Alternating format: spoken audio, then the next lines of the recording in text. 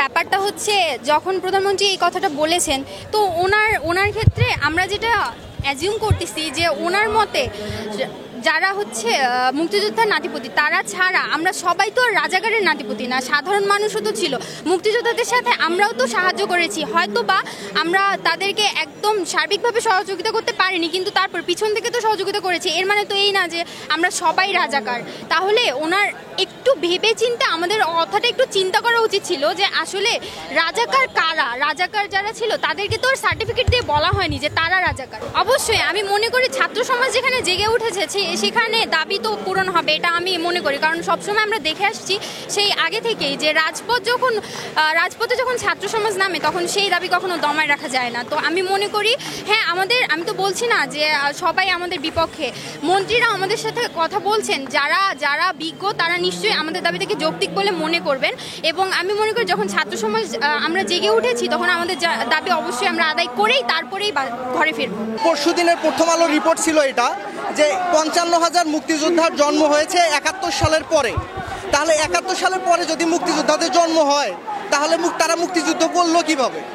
এটা একটা অন্যায়। তো এই 55,000 মুক্তিযোদ্ধার সন্তানরা, তাদের নাতি নাতিনরা কোটা পাচ্ছে, কোটা সুবিধা পাচ্ছে অবৈধভাবে।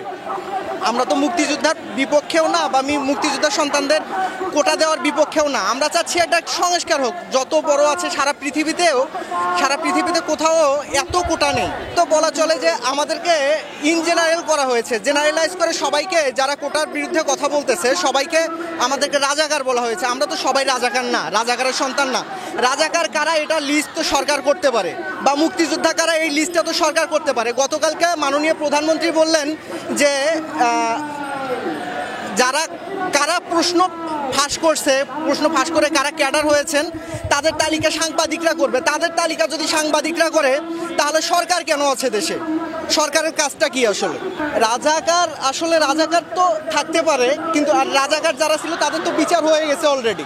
ঠিক আছে, আমাদের মাননীয় প্রধানমন্ত্রী নিজে বিশেষ ট্রাইব্যুনাল গঠন করে বিচার করেছেন। তারপরে এখন রাজাকার কোথা থেকে আসলো? আর আমরা আমাদের অধিকারের জন্য লড়তেছি ভাই, এখানে রাজাকার হওয়ার জন্য না। সকালে আমরা ঠিকঠাক ছিলাম, আন্দোলন করছি, বিকেলেও আন্দোলন করছি। মাননীয় প্রধানমন্ত্রী যখন সংবাদ সম্মেলন করলেন তারপরে আমরা রাজাকার হয়ে গেলাম, আমরা রাজাকারের সন্তান হয়ে গেলাম।